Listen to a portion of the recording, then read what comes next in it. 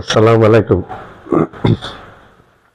দর্শক, আজকে দুটি কথা বলার জন্য একটু এখানে আসলাম আপনাদের কাছে।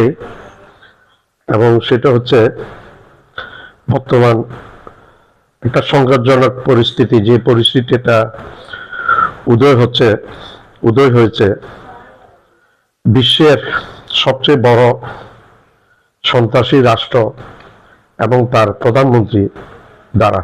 সে সন্ত্রাসী রাষ্ট্রটা আর কেউ না, সেটা হচ্ছে ইসরায়েল এবং তার প্রধানমন্ত্রী হচ্ছেন নেতানিয়াহু। খুনি, মানুষ হত্যাকারী, হাজার হাজার লক্ষ লক্ষ মানুষের হত্যাকাণ্ডের এই নায়ক, এই নেতানিয়াহু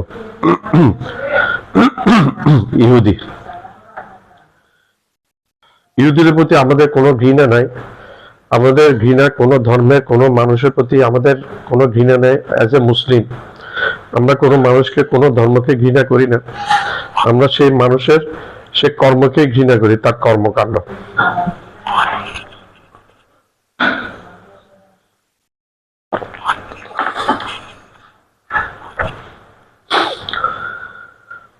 হঠাৎ করে রাত্রে ঘুমের মধ্যে, গভীর রাতে 200টির মতো ফাইটার প্লেন এবং মিসাইল এবং ড্রোন নিয়ে আক্রমণ করেছে ইরানকে, ঘুমন্ত ইরানকে।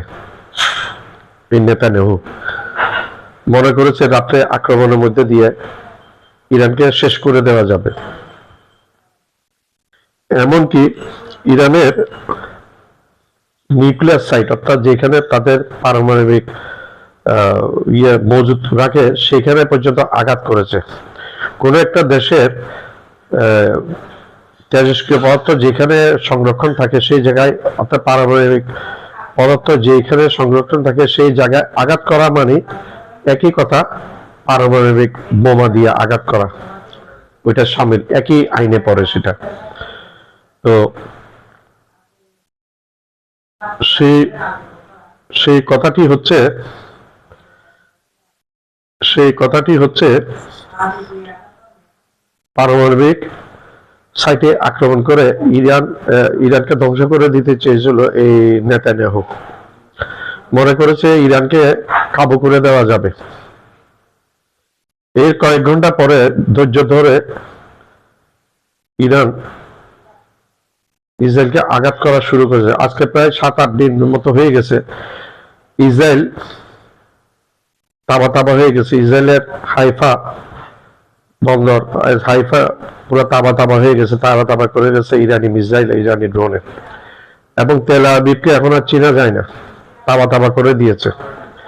আমরা যদি গাজাতে এই পর্যন্ত গাজাকে যেভাবে তাবা করেছিল, গাজাকে যেভাবে এত বছর ইসরায়েল তাবা করেছিল এবং মনে করেছিল যে তার মতো শক্তিশালী দুনিয়াতে কেউ নেই, তার সাথে কোনো কেউ পাঙ্গা নিতে পারবে না।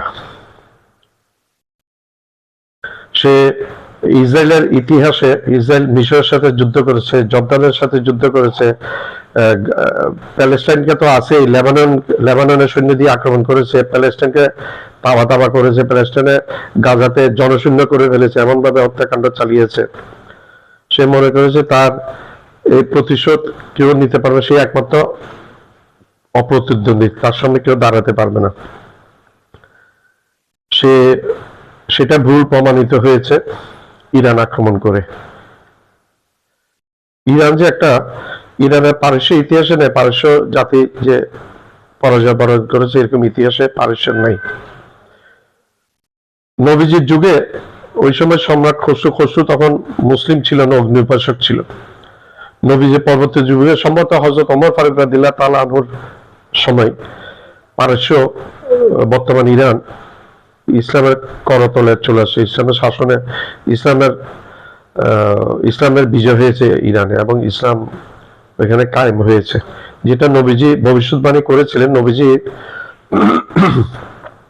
একটা দূত পাঠিয়েছিলেন, একজন দূতকে বা সাহাবীকে পাঠিয়েছিলেন সম্রাট খসরুর কাছে, যে ইসলাম ধর্ম, আপনি রাজা থাকবেন, আপনি যেভাবে আছেন সেভাবে থাকবেন, শুধু আপনি অগ্নি উপাসনা ছেড়ে এক ঈশ্বরবাদী হন এবং লা ইলাহা ইল্লাল্লাহু মুহাম্মাদুর রাসূলুল্লাহ এটা পরে কালমা তৈয়বটা পরে আপনি ইসলাম ধর্ম গ্রহণ করেন, আপনাকে আমরা কোনো ক্ষতি করবো না, কিছু করবো না,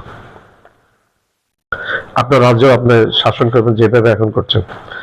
তুচ্ছ সম্রাট খসরু ছিল অপ্রতিদ্বন্দ্বী দুনিয়াতে, ধরাকে সরা জ্ঞান করতো, যেটা বর্তমানে নেতানিয়াহু মনে করে এবং আমেরিকার প্রেসিডেন্ট মনে করে এবং ভারতের নরেন্দ্র মোদী মনে করে। তখন সম্রাট খসরু ওই চিঠিটা নাকি তাচ্ছিল্য করে ছিঁড়ে ফেলেছিল, ওই চিঠিটা তাচ্ছিল্য করে ছিঁড়ে ফেলেছিল। তখন নবীজি ভবিষ্যৎবাণী, ওই ঘটনা পরে নবীজি হযরত মুহাম্মদ মুস্তাফা সাল্লাল্লাহু আলাইহি ওয়াসাল্লাম আমাদের প্রিয় নবীজি ভবিষ্যৎবাণী করেছিলেন যে সেই দিন বেশি দূর নয় যেদিন পারস্য আরবের করতলগত হয়ে যাবে, এবং সেটা হয়েছিল হযরত ওমর ফারুক রাদিয়াল্লাহু তাআলা আনহুর সময়, যদি আমি ভুল না বলে থাকি। যা হোক, ইসরায়েল মনে করতো তার কোনো প্রতিদ্বন্দ্বী নেই। ইরানকে আক্রমণ করে ইসরায়েল মহা ভুলটি করে ফেলল, যে ভুলের মাসুল ইসরায়েল আর জীবনে দেওয়া সম্ভব হবে না আমি মনে করি। অন্তত ইরানের যে প্রথম দিকে যে মিসাইল গুলা ব্যবহার করেছে, সেই মিসাইলের তছনছ হয়ে গেছে, সেগুলা মান্দাত আমলের মিসাইল। ইরানের সেই মিসাইল গুলা মান্দাত আমলের, সেগুলা হাইফা বন্দরনগরে, হাইফা ওদের মোসাদের হেডকোয়ার্টার, তাদের যে সামরিক স্থাপনা, এগুলির তাবা তাবা করে দিয়েছে, ধ্বংস করে দিয়েছে। তেল আবিবকে এখন তেল আবিবের চিত্র দেখলে বোঝা যায় না, এমন ভাবে তাবা করেছে। বর্তমান তেল আবিব, হাইফা এবং অন্যান্য জায়গার রাস্তাঘাটের যে চিত্র ইসরায়েলের, সেই চিত্র এবং গাজার যুদ্ধ বিধ্বস্ত গাজার চিত্রের মধ্যে কোন রকম পার্থক্য আমি দেখি না। সেটা শুধু আমি না, কেউ দেখে না। আমরা তো রীতিমানব প্রতিনিয়ত আমরা খবরাখবর দেখে থাকি এবং খবরাখবর নিয়ে একটু বিশ্লেষণ করার চেষ্টা করি, চিন্তা করি ভবিষ্যতে কি হবে, এটা আমাদের এই ক্ষুদ্র জ্ঞানে। তো আমেরিকার প্রেসিডেন্ট ডোনাল্ড ট্রাম্প একটা most unpredictable president, most unpredictable guy. এই মানুষ সম্বন্ধে আপনি কোনো আগাম ভবিষ্যৎবাণী করতে পারবেন না। এটা এখন দিন, এখন বিকাল, এখন রাত, এখন সন্ধ্যা, এখন গভীর রাত, এরকম অবস্থা। এই লোকের কথাবার্তা কোনো আগাগোড়া থাকে না, সেই আনপ্রেডিক্টেবল গাই।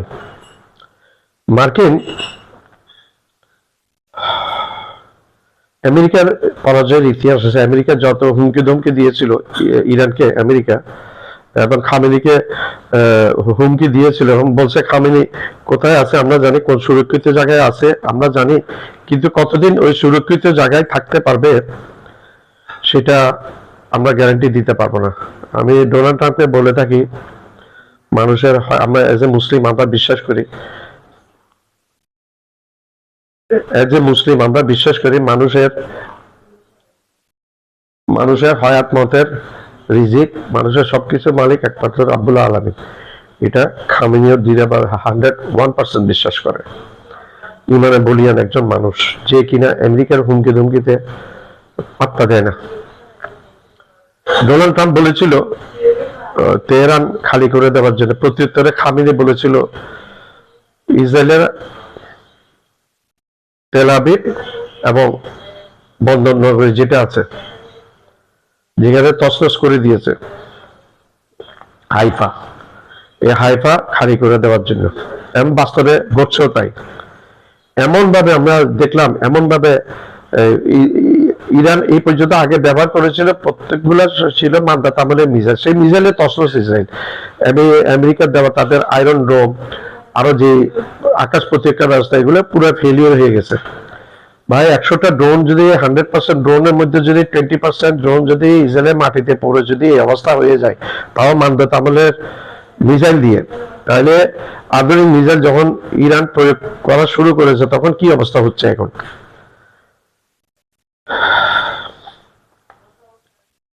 এখন সেজিল নামক ভয়ঙ্কর ড্রোন মিসাইল ব্যবহার করা শুরু করেছে ইরান। তারপর শহর ড্রোন ব্যবহার করা শুরু করেছে ইরান, এবং আরো যে অত্যাধুনিক ড্রোন গুলা, সেগুলা এখন ব্যবহার করা শুরু করেছে ইরান। এই ড্রোনের মাধ্যমে ইসরায়েল অনেকটা ধ্বংসপ্রাপ্ত, এবং যেটা নিউ ইয়র্ক টাইমস এবং ওয়াশিংটন পোস্টের মতে তারা লিখেছে এখানে, ইসরায়েলের বর্তমানে যে রসদ, এই রসদে আর মাত্র 10 থেকে 12 দিন টিকে থাকতে পারবে। এরপরে আর তার আকাশ নিরাপদ থাকবে না। প্রতি উত্তরে আবার এটা শোনা যাচ্ছে যে ইরানের যে ড্রোন আছে, এখন যেভাবে যুদ্ধ চলছে এইভাবে চললে 3.5 বছর ইরান অনায়াসে যুদ্ধ করে যেতে পারবে।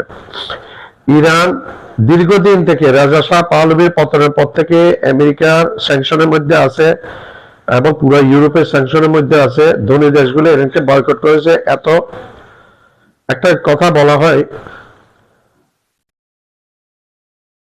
স্বর্ণ পুড়তে পুড়তে স্বর্ণটা খাঁটি হয়ে যায়। ইরান এখন হয়ে গেছে ওইটাই। ইরানকে এত প্রত্যাঘাত, ইরানকে এত চাপের মধ্যে রেখেছে। ইরান এখন নিজেই ড্রোন, নিজে মিসাইল, অত্যাধুনিক মিসাইল এখন অপ্রতিরোধ হয়ে গেছে। বিশ্ব এখন হতবাক হয়ে তাকিয়ে আছে ইরানের মিসাইলের দিকে, ইরানের কামিকাজে ড্রোন, বিভিন্ন রকম ড্রোনের দিকে। রাশিয়া ইউক্রেন যুদ্ধের মধ্যে ইরান কামিকাজি ড্রোন এবং মিসাইল দিয়ে সাহায্য করেছিল রাশিয়াকে। সেটা পুতিনের সাথে একটা নাকি চুক্তিও হয়েছিল প্রতিরক্ষার ব্যাপারে, প্রতিরক্ষার সহযোগিতা চুক্তির। চীনের সাথেও একটা চুক্তি আছে সম্ভবত ইরানের, এবং চীনের সাথেও ইরানের অনেক ভালো সম্পর্ক, অনেক ইয়া। এখন শোনা গেছে 3টি কার্গো ফ্লাইটে করে অগোচরে 3টা বিমান চীন থেকে এসে ইরানে অবতরণ করেছে। ইরানকে কি দিবে এটা সহজ ভাষায় আমরা বুঝতে পারি। চীন ইরানকে দিবে ইসরায়েলে এখন যে নাস্তাগুলো, সকাল বিকাল যে নাস্তাগুলো ইরান পাঠাচ্ছে, সেই রকম নাস্তা এবং আরো ভয়ঙ্কর নাস্তা ইরানকে দিচ্ছে চীন। এর মধ্যে আমেরিকা যদি সরাসরি ইরানকে আক্রমণ করে বসে, সেই ব্যাপারে খামেনি বলেছিলেন যে আমেরিকা যদি ইরান আক্রমণ করে বসে সরাসরি, তাহলে সেটার মতো ভুল সিদ্ধান্ত আর কিছু হবে না। তখন বুঝতে পারবে আমেরিকা। আর আমেরিকা যদি ইরানকে আক্রমণ করে বসে, ইরানকে যদি কোনো আক্রমণ করে, খামেনি পাল্টা হুমকি দিয়েছে যে মধ্যপ্রাচ্যে ইরানের যে সমস্ত ঘাঁটিগুলো আছে সেই ঘাঁটিগুলা ইরান তছনছ করে দিবে, সামরিক ঘাঁটিগুলা। এর মধ্যে অনেক বিমান, জঙ্গি বিমান মধ্যপ্রাচ্য থেকে আমেরিকা সরিয়ে ইউরোপের দিকে নিয়ে গেছে ট্রাম্পের নির্দেশে। ভয় পেয়েছে আমেরিকা। আর একটা জিনিস মনে রাখতে হবে, বর্তমান যুগটা পারমাণবিক যুগ। আমেরিকা একা দাদাগিরি করবে তা না, কিন্তু ছোট একটা দেশ পিয়ংইয়ংকে, উত্তর কোরিয়াকে পর্যন্ত আমেরিকা এখন ভয় পাচ্ছে। উত্তর কোরিয়া বলছে আমার 98% মিসাইল আমেরিকার দিকে তাক করা আছে, পারমাণবিক মিসাইল। উত্তর কোরিয়ার প্রেসিডেন্ট কিম বলেছে নেতানিয়াহু মানবাধিকার লঙ্ঘন করেছে, ঘুমন্ত রাতের অন্ধকারে ঘুমন্ত ইরানকে আক্রমণ করে দিয়ে চরম মানবাধিকার লঙ্ঘন করেছে।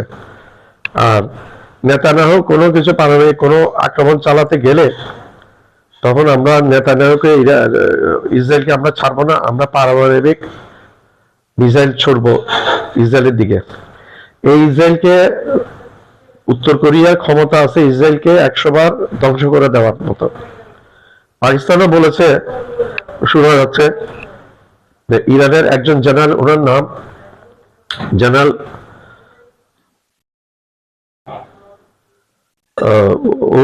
ওনার নাম হচ্ছে জেনারেল, নামটা এখন ঠিক মনে আসছে না, যাও। সেই জেনারেল বলেছে যদি উত্তর কোরিয়া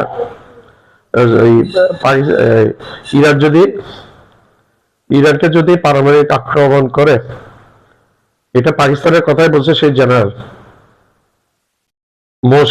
মহসিন কি দেওয়াই না, মহসিন যা না কি একটা নাম জানে, মহসিন, ওনার নামের প্রথম দিকে আছে মহসিন। ইরান যদি ইসরায়েল দ্বারা পারমাণবিক ভাবে আক্রান্ত হয়, তাহলে পারমাণবিক মিসাইল অ্যাটাক করবে পাকিস্তান ইসরায়েলকে। পাকিস্তান ওয়েট করবে না পারমাণবিক বোমা মারতে ইসরায়েলকে। তাহলে ইসরায়েল এখন শুধু একটা দেশের আঘাতের মধ্যে নেই, ইসরায়েল চীন একটা প্রচন্ড শক্তিশালী দেশ, পারমাণবিক ভাবে আমেরিকাকে টু কেয়ার করে, কেয়ারই করে না, পাত্তাই দেয় না। আমেরিকাকে ইরান চীনে কি পাত্তা দিবে? আমেরিকাকে খামেনেই পাত্তা দিচ্ছে না। এখন উত্তর কোরিয়াকে খেপালে অসুবিধা, উত্তর কোরিয়া তখন এই ইসরায়েলকে ছাড়বে না, যেটা আমেরিকাকে পাত্তা দেয় না, ইসরায়েলকে কি পাত্তা দিবে? এর মধ্যে চীন আছে, রাশিয়া আছে। আমেরিকার মাথায় রাখতে হবে, ডোনাল্ড ট্রাম্প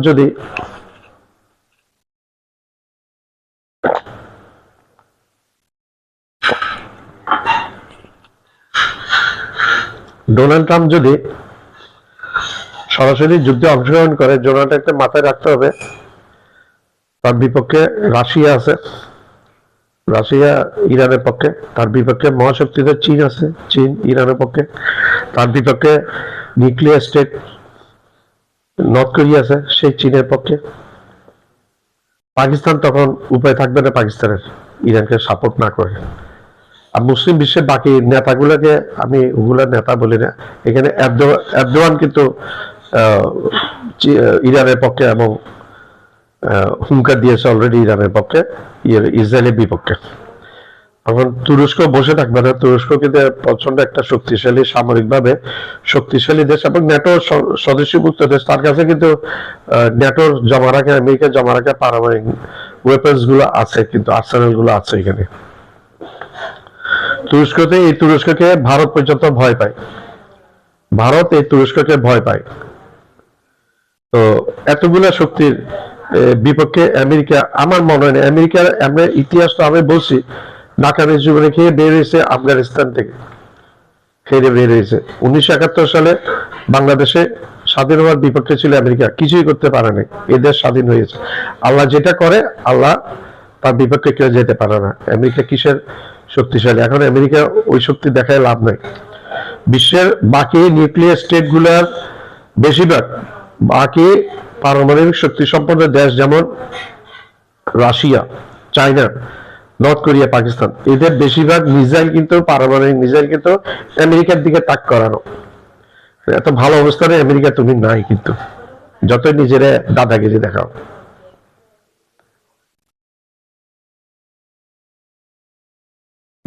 আমেরিকার সরকারের মধ্যে স্পষ্টত দুই ভাগ হয়ে গেছে।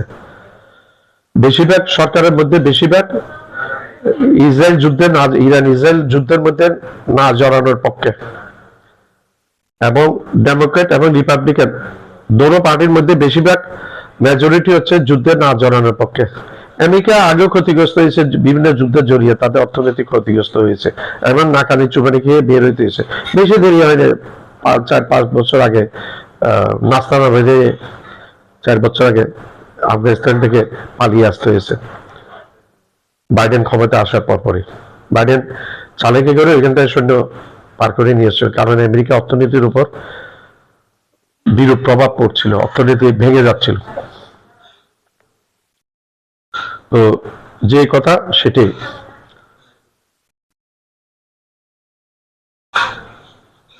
ইউরোপের অনেক দেশ বলছে যে নেতানিয়াহু মানবাধিকার লঙ্ঘন করেছে ঘুমন্ত ইরানের উপর আক্রমণ করে। এইভাবে নেতানিয়াহু বুঝতে পারে নাই, হয়তো নেতানিয়াহুর যুদ্ধমন্ত্রীকে প্রশ্ন করা হয়েছিল আপনারা কেন ইরানকে এভাবে ইয়ে করলে, এখন তো পুরো ছারখার করে ফেলছে। বলে যে আমরা ইরানের প্রকৃত সামরিক শক্তি সম্পর্কে ওয়াকিবহাল ছিলাম না।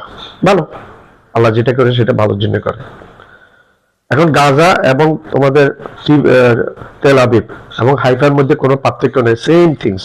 আপনি ছবিগুলো পাশাপাশি করলে যদি আপনি যদি বলে না দেন, আপনি বুঝতে পারবেন না কোনটা গাজা, কোনটা হাইফা, কোনটা তেল আবিব।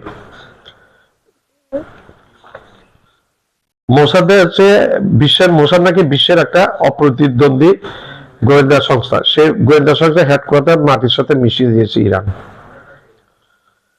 তাদের যে মেইন অয়েল রিফাইনারি এটা, সেটা ধ্বংস করে দিয়েছে ইরান। তাদের যে power supply, electricity supply main এগুলা, সেগুলো ধ্বংস করে দিয়েছে ইরান। ইরান কিন্তু কোনো যুদ্ধ বিমান পাঠিয়ে করেনি, ইরান সব তার মামলাত আমলের মিসাইল গুলা দিয়েই করে ফেলেছে। এখন ইরান নতুন নতুন মিসাইল আনছে, তার অনেক মিসাইল গুলো আনছে, সেজিল, তারপর শাহর, তারপর তাদের আরো এক্সাম নামগুলো এখন মনে পড়ছে এই মুহূর্তে। প্রতিনিয়ত নতুন ইরান বলছে আমরা আমাদের নতুন সংস্করণ, নতুন আশ্চর্যের জিনিস এখনো বের করিনি, আমরা ওগুলো এখনো বের করি না। আর সবচেয়ে আশ্চর্য কথা, ইসরায়েল মনে করেছিল যে তাদের এই মিসাইলের ইয়েগুলো ধ্বংস করে দিয়ে শেষ হয়ে যাবে।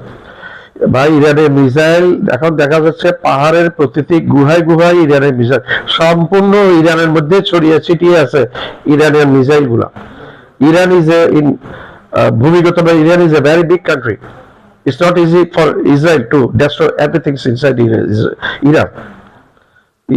In compared with Iran, Israel is a very small country, very little country. So it's very easy for Iran to destroy everywhere of Israel. So what's is now happening here? We are watching this every moment and every hours, every days.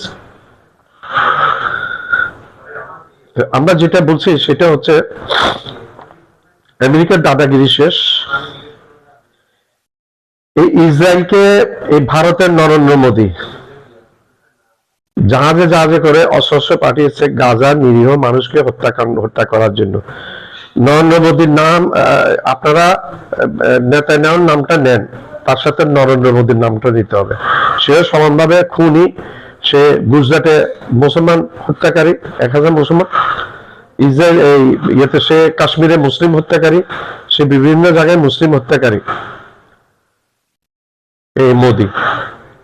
তো নেতানিয়াহুর সাথে মোদীর নামটা কিন্তু আসতে হবে, নেতানিয়াহুর সাথে মোদীর নাম না নিলে হবে না।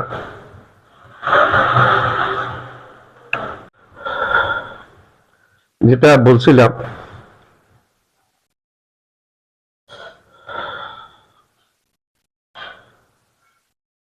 আমরা চাই না কোনো যুদ্ধ হোক, যুদ্ধ কারো ক্ষতি, কারো লাভ করে না। যে দেশগুলো যুদ্ধে জড়িত সবারই ক্ষতি হয়, সাময়িকভাবে ক্ষতি হয়, মানসিকভাবে ক্ষতি হয়, আর্থিকভাবে ক্ষতি হয়, জনবসতি ক্ষতি হয়, দেশটা ধ্বংসের দ্বার প্রান্তে চলে যায়। আর বর্তমান যুদ্ধগুলো আগের মতো সেই যুদ্ধ হবে না, এখন পারমাণবিক যুদ্ধের দ্বার প্রান্তে নিয়ে আসছে এই সন্ত্রাসী নেতানিয়াহু। এখন সে ছেড়ে দে মা কেঁদে বাঁচে, কান্নাকাটি করছে। আমরা প্রতিনিয়ত দেখছি ইসরায়েলের মানুষরা বের হয়ে নেতানিয়াহুর বিরুদ্ধে স্লোগান দিচ্ছে এবং বলছে মুসলিম প্লিজ ফরগিভ আস, আমাদেরকে মাফ করে দাও। মুসলিম ইরান আমাদেরকে মাফ করে দাও, আমাদেরকে মাফ করে দাও, আমাদেরকে বাঁচতে দাও, আমাদের এভাবে আর শেষ করে দিও না। প্রতিনিয়ত আর নেতানিয়াহুকে গালিগালাজ করছে। একটা সময় চলে আসবে সেদিন, that days is not too much far, একটা সেদিন আর বেশি দূরে নয়, নেতানিয়াহু বাংকারে লুকিয়ে থাকলে ইসরায়েলের মানুষ বাংকার থেকে বের হয়ে নেতানিয়াহুকে সেই বাংকার থেকে বের করে এনে রাস্তায় পিটিয়ে মারবে। সেদিনের অপেক্ষা আমরা আছি। তো আমেরিকা, আমার ফাইনালি আমি একটা কথা বলছি, যদিও Donald Trump is a very unpredictable guy, একটা খুব যাকে নিয়ে কোনো ভরসা করা যায় না, কিন্তু যতদূর সম্ভব আমার লাগছে সেই ভুল কাজটি করবে না যুদ্ধে জড়িয়ে সরাসরি আমেরিকা ইসরায়েল যুদ্ধের। কারণ সেই যুদ্ধটা আর ইরান, ইসরায়েল আর আমেরিকার মধ্যে থাকবে না, সেই যুদ্ধে সারা বিশ্বে ছড়িয়ে পড়বে। আরবের জনমত, আরবের যে রাজা গুলো আছে সেগুলো ইহুদিদের দালাল। আমি জর্দানের বাদশার কথা বলি, সে নাকি হাশেমি বংশ, হাশেমি বংশ হচ্ছে নবীজির বংশ। কিন্তু আমার কথা হলো, তুমি যেই বংশের হোক, কিন্তু তোমার কর্ম কিন্তু তোমার মর্যাদা। তুমি অপকর্ম করেছো, তুমি একে তো সাহায্য করো নাই, তুমি ইরান থেকে যে মিসাইল গুলো ইসরায়েলের দিকে আসছে, তুমি সেই মিসাইল গুলো ইন্টারসেপ্ট করছো, সেই দায় তুমি এড়াতে পারবে না। এরপরে তুমি আবার কিছু একদিন আগে ভুল পাল্টিয়েছো, ইসরায়েলের সমালোচনা করছো। ইরান বলে দিয়েছে যারাই সাহায্য করবে ইসরায়েলকে, তাদের ভূমি লক্ষ্যবস্তু হবে ইরানি মিসাইলের, তছনছ করে দিবে তাদেরকে। আর সৌদি বাদশাহ ছেলে সালমান যুবরাজ একটা বাটপার ছাড়া কিছু না, চিটিং, একটা ইহুদিদের বড় একটা দালাল। কিছুদিন আগে ভেষ বুঝে সে ইরানের সাথে এসে ইরানে নেতাদের সাথে এসে দেখা করে গেছে একটা চরম জাতের বাটপার একটা। তার মান ছিল নাকি ইহুদি, এই বাসা নাকি বিয়ে করেছে ইহুদি। দেখেন, আমরা ইহুদিকে খারাপ বলবো না, আমরা মানুষের কর্মকে খারাপ বলবো। কোরআনে ডিক্লেয়ার করা আছে, কোরআনে আয়াতেই আছে ইহুদির একটা বেঈমান জাতি। ইহুদের যুগে যুগে অনেক নবীকে হত্যা করেছে, আমার কথা না, কোরআনেই আছে এগুলা। হত্যা করেছে ইহুদিদের আল্লাহ দুইবার সুযোগ দিবে। একবার সুযোগ এসেছিল, সেটা ইহুদিরা সদ্ব্যবহার করেছে, তাদেরকে ধ্বংস করেছিল। আর একবার সুযোগ আসবে, সেখানেও ইহুদিরা হয়তো বেইমানি করবে এবং ধ্বংসপ্রাপ্ত হবে। এখন আমার মনে হচ্ছে কোরআনের সেই আয়াতটা প্রমাণিত হচ্ছে যাচ্ছে। কোরআন একটা ট্রু, একটা সত্য, একটা ধর্মীয় কিতাব, এবং কোরআনের আয়াত ভ্রান্ত হতে পারে না। আমরা কোরআনের প্রত্যেকটা জবরকে, প্রত্যেকটা আয়াতকে আমরা বিশ্বাস করি অ্যাজ এ মুসলিম। আমরা রাশিয়াকে ধন্যবাদ জানাবো, চীনকে ধন্যবাদ জানাবো, উত্তর কোরিয়াকে ধন্যবাদ জানাবো, পরোক্ষভাবে পাকিস্তানকে ধন্যবাদ জানাবো যে সমর্থনটা ইরানকে দেওয়ার জন্য প্রকাশ্যে। যেমন সৌদি আরব প্রকাশ্যে সমর্থন দিতে পারে যে হ্যাডাম তাদের নাই, ইহুদির দালাল। কাতার এগুলা যতই কিছু বলুক, ইহুদিদের দালাল এরা। কাতারে ঘাঁটি আছে, সৌদিতে ঘাঁটি আছে, ইরাকে ঘাঁটি আছে, সিরিয়াতে ঘাঁটি আছে আমেরিকার। তারপর ইরাকে প্রচুর বিক্ষোভ হচ্ছে, ইরাকে আমেরিকার দূতাবাস শোনা গেছে দখল করে নিয়েছে ইরাকি বিক্ষোভকারীরা, জনগণ, যেটা ইরানে হয়নি। ইরান কিন্তু ইসরায়েলে আমেরিকার দূতাবাসে অর্ধেক ক্ষতি করছে ইরান মিসাইল। যাও, আমার অতটুক মনে হয় আমেরিকার স্বার্থ সরাসরি, যদি আমেরিকা কোনো ইনস্টলেশন, মিলিটারি বলেন, অন্য কোনো অর্থনৈতিক বলেন, সরাসরি যদি আঘাতপ্রাপ্ত ইরান দ্বারা না হয়, আমেরিকা সরাসরি হয়তো এই যুদ্ধে সামিল হবে না বলে আমার পুরোপুরি বিশ্বাস। আমার পুরোপুরি বিশ্বাস, এই যুদ্ধে পুরোপুরি বিশ্বাস যে সামিল হবে না আমেরিকা। যা হোক, we are waiting for the future. আমরা ভবিষ্যতের জন্য অপেক্ষা করছি। যা হবে আল্লাহ ভালোর জন্য করবে, মুসলমানদের ভালোর জন্য করবে, এই বিশ্বের জন্য ভালোই যাতে, সেটাই করবে আল্লাহ রাব্বুল আলামিন। আসসালামু আলাইকুম। আমার ভিডিওটা আপনার লাইক করবেন, শেয়ার করবেন, সাবস্ক্রাইব করবেন। সাবস্ক্রাইব করতে ভুলবেন না। সাবস্ক্রাইব করলে হবে যে কি, আমি উত্তর নতুন ভিডিও আপনাদের সামনে নিয়ে হাজির হতে পারবো এবং অনুপ্রাণিত হব। অনুপ্রেরণার একটা বড় জিনিস আপনারাই হচ্ছেন আমাদের অনুপ্রেরণা। আমি কোনো পয়সার জন্য এই ভিডিওগুলো করি না, শখের বসে ভিডিওটা করি, এবং আমি চাই আমার ভিডিওটা সব জায়গায় ছড়িয়ে পড়ুক।